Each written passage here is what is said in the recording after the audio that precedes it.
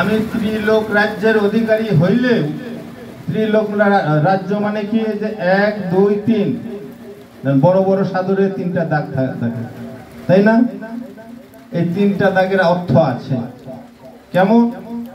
স্বর্গ, মর্ত্য, পাতাল। আমি ত্রিলোক রাজ্যের অধিকারী হইলেও মানে 3 রাজ্য যদি আমাকে দিয়েও দাও তাও আমি এই যুদ্ধ করিতে প্রস্তুত নই। চলাফেরার গতি সবকিছু আপনি আপনার জীবনে কি করা উচিত সেটা রামায়ণে পাবেন, আর কি করা উচিত নয় এই সুন্দরকে সুন্দর করে সাজিয়ে তোলার জন্য সেটা কোথায় পাওয়া যাবে? সেটা পাওয়া যাবে আমাদের জন্য এই গীতা, এই গীতাতেই পাওয়া যাবে। দেন আমি কথাগুলো বলছি, আমি গীতার থেকে বলছি, খুব সুন্দর কথা, শুদ্ধ বাংলা বুঝবেন একটু সুন্দর করে।